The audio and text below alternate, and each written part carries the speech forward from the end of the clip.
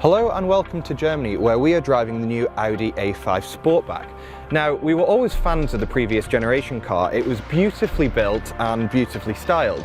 But when it came to the driving experience, it did leave us feeling somewhat cold. Our biggest complaint about the last generation of A5 Sportback was that despite its sporty looks, it never really had that dynamic appeal of its rivals. Both the BMW 4 Series Gran Coupe and Mercedes C-Class both offered a much more engaging driving experience. Now, part of that is due to their rear-wheel drive layout, but as well the Audi steering was never that rich in feedback, and again due to its four-wheel drive system it would want to push on in the corners when in either of the other cars you could adjust your line on the throttle. Audi have worked hard on that for this new car, and first impressions are good. The steering is direct, the body control over these undulations is excellent, the body always feels in control unlike the older car, and as well as that, low speed ride is pretty much spot on.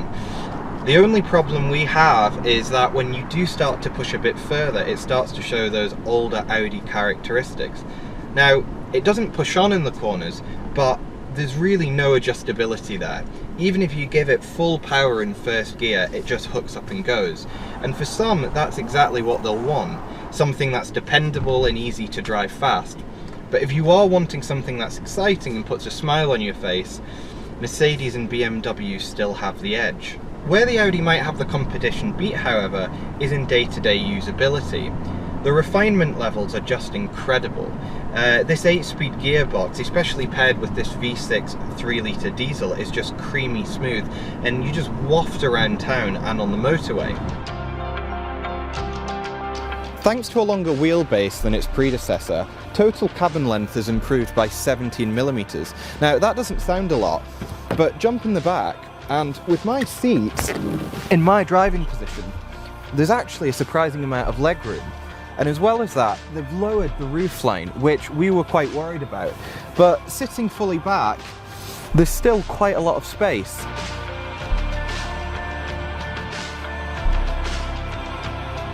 Instead of looking at it as a sports coupe, it might be better to look at it actually as a GT car.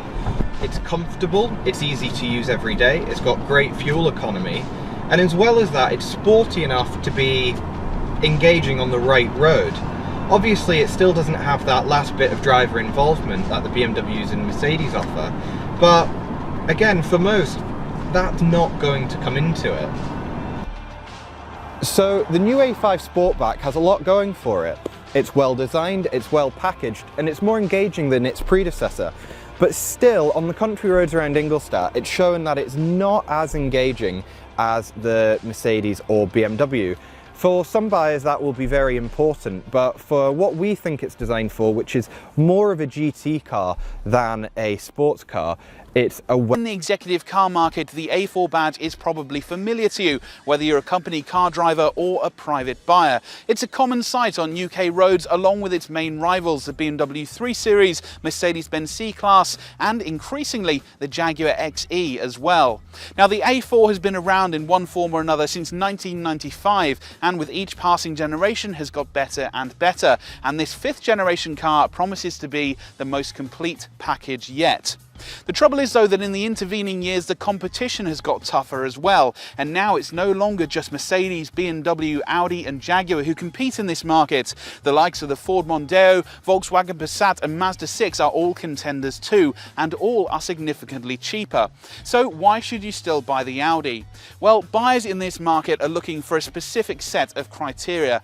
They need a car that can cover motorway miles in a hushed way. They need a car that can be comfortable for a cross-country commute, and they need a car that can function as a mobile office when needed. There's plenty of engine choice in the Audi A4, ranging from entry-level petrols through to frugal diesels and on to a range-topping 3-litre V6 petrol in the performance-oriented S4. The 1.4 and 2-litre petrols which kick off the range offer enough power, but the main core of the Audi A4 range is in diesel. The 2-litre 148 brake horsepower model offers acceptable performance. If you want punchier power though, it's worth looking at the 187 brake horsepower model. The engine we ultimately recommend is the one we've got in this car, the 3-litre diesel. We recommend it because it's silky smooth while also offering plenty of power and impressive fuel economy. And so on to ride comfort. And remember, this is where the A4 really needs to do well. There are 4 different suspension setups to choose from, but we'd recommend paying extra for adaptive sports suspension. This lets you choose between different driving modes or indeed tailor different settings to your individual taste. So you can cruise along the motorway or a dual carriageway like we're doing now in comfort before switching to a firmer setting for smaller country roads. Remember too that the larger your alloy wheel size, the worse the ride comfort becomes, so in this case, smaller is better. It's safe to say that handling prowess isn't really a priority for executive saloon buyers, and the truth is you'll get a sportier driving experience in either the BMW 3 Series or Jaguar XE, both of which are natively rear-wheel drive. But that said, the A4 does handle rather predictably. It grips the road well, and if you've gone for four-wheel drive, it's pretty much unflappable. The standard steering is precise and well weighted, but don't expect to get too much feedback through the wheel. You can opt for something called dynamic steering, which helps with low speed cornering, but it's a pricey extra and in our opinion isn't worth the money. All of the Audi A4's engines are quiet and refined and barely transmit any vibrations into the cabin. Again though, it's this 3-litre diesel which impresses the most. It offers the kind of refinement you'd usually expect to find in a larger and far more expensive luxury limousine. Wind and road noise are both kept at bay, and the standard 6-speed manual gearbox offers light and precise changes. You can also get the S-Tronic automatic gearbox, which we've got in this car. It's a little jerky at low speeds, but overall it works very well.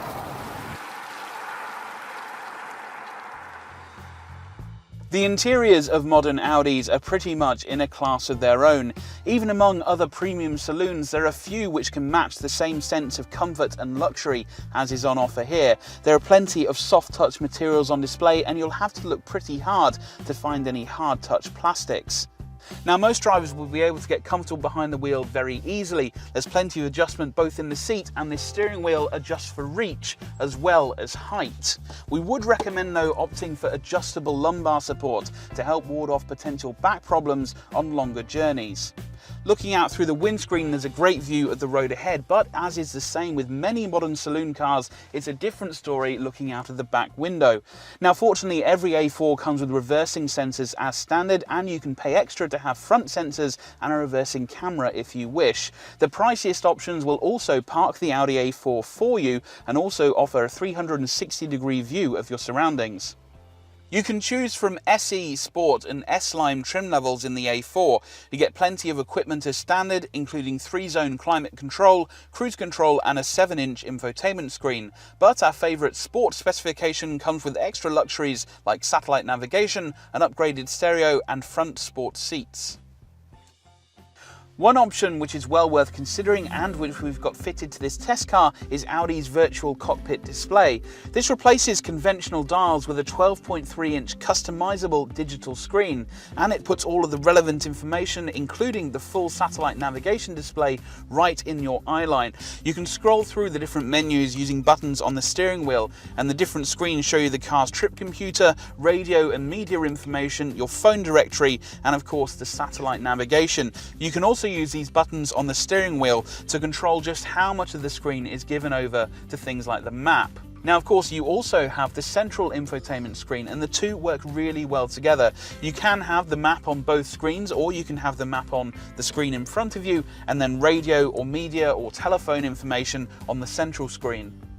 This rotary dial also has a touchpad on top of it, which you can use to spell out things like postcodes, addresses, and even radio stations using your handwriting. If you navigate to a menu in here, you can type using your hand. There you go, it's already found Kiss FM, and we're listening. Now, like any executive on the move, you've probably got a lot of devices to charge up. No problem, because looking under the A4's central armrest, you'll find 2 USB ports and an auxiliary in socket. So plugging in your phone to here will not only charge it, but the A4 can also support Apple CarPlay and Android Auto. And if your phone supports it, there's also a wireless charging mat in here as well. And there's also a 12-volt socket down the front here, which you can charge other devices if you have one of these handy adapters. And if you're carrying children with you, there's another 12-volt socket in the rear. If you're into in-car technology, then it's worth looking at Audi's optional technology pack, which replaces the standard infotainment screen with a larger 8.3-inch screen and also gives you a 10GB hard drive to store all of your music. Now, Audi's MMI infotainment system is among the best. It's easy to set a route in the sat-nav and the map is very detailed. It's not quite as slick to use as BMW's iDrive system, but is well ahead of the likes of Mercedes-Benz and Jaguar. There are plenty of storage options in this Audi A4. Each door bin will carry a 1-litre bottle, and there's also cup holders here in the centre console. In addition, there's space underneath the central armrest, and there's a large glove box on offer too. The interior of the Audi A4 is a very comfortable place to be. There's plenty of space up front, and although those sitting in the rear do get marginally less space than they do in a BMW 3 Series, there's still enough space for 2 6-foot adults. Unfortunately, and as is usually the case here, anybody relegated to this central middle seat will be more uncomfortable, especially over longer journeys. The Audi A4 edges ahead of its rivals thanks to standard split folding rear seats, and that makes loading larger, heavier or bulky items like this pram a lot easier. Now, as with any saloon, the actual boot aperture is quite narrow, and that's because of the saloon body style, but there is still more than enough space for a couple of suitcases or for a large weekly shop. And if you do find yourself needing more space, then there's also the A4 Avant Estate to consider too. When it comes to buying, it's not just list price that's important. The A4 and its kin are very popular as company cars, and there it's CO2 that dictates how much tax you'll be paying. The most efficient version of the A4 is badged as the Ultra, and it emits just 99 grams per kilometre of CO2, and that's competitive against rival cars from BMW and Jaguar. Now, if you go for the automatic gearbox, which is an option, then that number rises very slightly, but even the more powerful 2-litre diesel emits just 105 grams per kilometre. Again though, it's this 3-litre diesel engine which really impresses. If you stick with front-wheel drive, it emits just 109 grams per kilometre, and its impressive real-world fuel economy means you won't be spending too much time at the pumps either. As you'd expect for private buyers, list prices on the A4 are matched very closely against the BMW 3 Series, but it's also good news when it comes to selling, because the A4 is predicted to hold on to its value very well by executive saloon car standards. Now, every car gets automatic emergency braking and 6 airbags as standard, and Euro NCAP has already given the A4 its top 5-star mark for safety. The Audi A4 is one of the very best new cars on sale. It's hard to fault in almost every area and impresses whether you're a private car buyer or company car driver. The 3-litre diesel engine we recommend is smooth and responsive, and our favourite sport trim level gets you plenty of goodies inside. Be in no doubt that if you want to buy the very best executive car around, look no further. To find out more about the Audi A4 and everyone, whether you like the wind in your hair feeling from a convertible, the adrenaline rush you get from the supercar slaying RS3 version, the cheap running costs from one of the diesels, or even the green credentials from the e-tron hybrid, you really are spoiled for choice. One of the benefits of being part of the Volkswagen family is that there's no shortage when it comes to engines. There's a mix of petrol, diesel and even a hybrid. Our pick of the range though is the 148 brake horsepower 1.4 litre turbocharged petrol. Now that features cylinder shutdown, which shuts down 2 of the 4 cylinders at cruising speed to help with economy. Urban drivers will like the 1-litre TFSI 3-cylinder engine, which is sweet around town but isn't exactly nippy on faster roads. A more powerful 2-litre petrol is better suited for this, but overall it's pretty hard to recommend given how good the 1.4 is. On the diesel front, the entry-level 114 brake horsepower 1.6 litre is smooth but not very gutsy, and of the 2-litre diesels, which pump out 148 or 181 brake horsepower, the latter is an absolute belter. Petrol heads will absolutely love the S3. It's available as a 3 or 5 door and is powered by a 2-litre petrol engine with a 4-wheel drive. It's capable of doing 0 to 60 in under 5 seconds, and that will trouble a Porsche Cayman for pace. But if you want to take it one step further, then there's the turbocharged RS3 version, which gets a 5-cylinder unit, and that will do 0 to 60 in just over 4 seconds. If comfort is top of your wish list, then you'll have to pick carefully when it comes to spec levels. It's best to opt for the SE and SE Technic, thanks largely to the 16-inch alloy wheels and suspension, which offers a good blend of ride comfort and body control. Sport versions get larger 17-inch alloy wheels and the option of a 15mm suspension drop, which can be uncomfortable. If you go for the S-Line though, it gets worse because of the 18-inch alloys and a stiffer suspension, although you can deselect this for no extra charge. As you'd expect, the S3 and RS3, by their very nature that they're sports cars, the suspension is lower and stiffer further, but they don't ride badly at all. The A3 is particularly good when it comes to handling. It's not just reserved for the sportier S3 and RS3. While the steering doesn't give lots of feedback, it is well weighted and precise, and there's more than enough grip with very little body roll. Audi's magnetic ride system is an optional extra on most versions, but in reality it's an expensive add-on that really isn't necessary. When it comes to refinement, the A3 is quieter than most of its rivals, with our favourite 1.4 litre TFSI petrol smooth and quiet. In fact, even the diesels are very undiesel-like in their tone. Just note that the larger the alloys, the more road noise will intrude into the cabin. Even the e-tron hybrid is pretty accomplished. So that's a pretty impressive start for the A3, but this is a premium hatch with a premium price tag. So how does the interior stack up to the competition? It's no secret that when it comes to interiors, Audi is tough to beat. All the cabin materials are first rate, and you won't find any cheap plastics on show anywhere. In fact, it looks like the dash has been taken straight out of one of Audi's executive saloons. And don't think that it's all show without any substance. This is a very usable and practical car. As you'd expect, the steering wheel is fully adjustable, as too is the seat. It's just a shame that the adjustable lumbar support is an optional extra. As you'd expect, the sportier the car, the more supportive the seat, with the Sport and S-Line editions getting chunkier side bolsters. Visibility is excellent too, with slim front pillars and large windows, but as too often is the case, the rear window is quite small, which can make reversing a bit tricky. There is a comprehensive list of parking aids, from sensors front and rear, a camera, as well as an assist system that will identify a space and automatically reverse the car into it. But as you would expect, it all comes at a price. The dash layout is clean and functional, and everything is intuitively placed, with the air conditioning neatly located in the middle of the centre console, and all the infotainment functions are controlled via this rotary dial down here by the handbrake. The steering wheel is awash with buttons, and it will take a bit of getting used to. One neat feature though is the virtual cockpit, which is available as part of Audi's Technology Pack Advanced.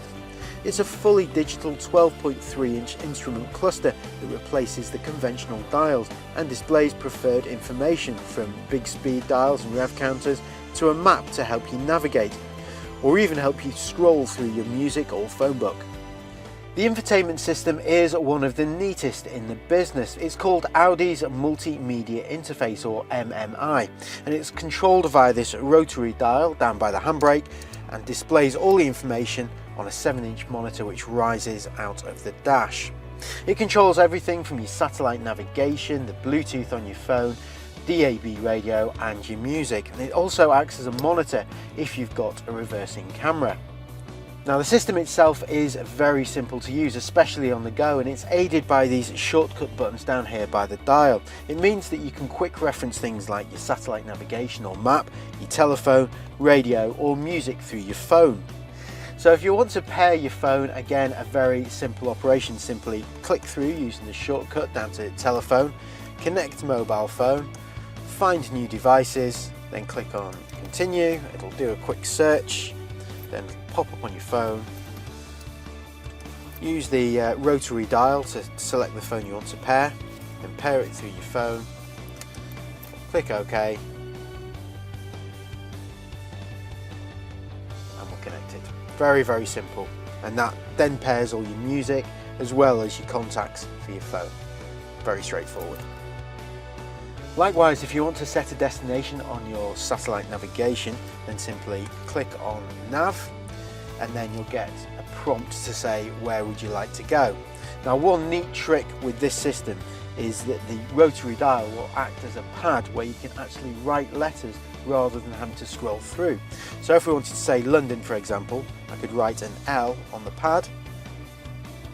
It's definitely something you couldn't do on the move, but it's quite a neat little system, and it's a little bit quicker than having to scroll through everything.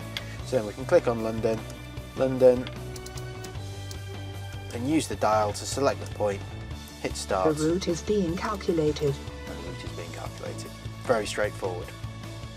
As with most systems like this, it will take a little bit of playing with and a little bit of getting used to. But once you have familiarised yourself with all the functions and buttons, using it will be an absolute doddle. Whichever A3 you plump for, be it the 3 or 5 door, you're not going to find much more space in here than you would a Volkswagen Golf. Now, this Sportback version does have a slightly longer wheelbase, which means rear passengers do get a little bit more legroom. It is better suited for 2 people in the back rather than 3, largely because of shoulder room, and anyone sat in the middle seat will have to deal with this rather uncomfortable central transmission tunnel. There isn't much in the way of storage in the back, however, as the side pockets are restrictive and will only fit a small drinks bottle. There's nothing too revolutionary about the versatility of the rear seats either. They fold down 60/40 but don't slide back or forth depending on whether you want to prioritise boot or cabin space. On the whole, the boot isn't a bad size or shape. The Sportback is slightly larger than the 3-door though, and with the rear seats up you can carry up to 380 litres, which is exactly the same as the Volkswagen Golf. Be warned though, if you do go for the 4-wheel drive version or the e-tron, boot space is a little more restricted. The A3's fuel economy and CO2 emissions is comparable with the very best in class. The most, apart from the e-tron hybrid of course, is the 1.6 litre diesel, which emits less than 100 grams per kilometre of CO2 and returns an official average fuel economy of under 75 miles per gallon. The more powerful 148 brake horsepower 2 litre diesel is almost as efficient despite the extra power. But if green motoring is important to you, then the A3 Sportback aforementioned e-tron is the one to go for, emitting just 38 grams per kilometre of CO2 and returning an official combined fuel economy of over 165 miles per gallon, as well as doing 18 miles on battery power alone. Standard equipment levels are generous. Even basic SE trims come with aircon, 16-inch alloy wheels, Bluetooth, xenon headlamps, daytime running lights, Apple CarPlay, cruise control, as well as a neat infotainment system.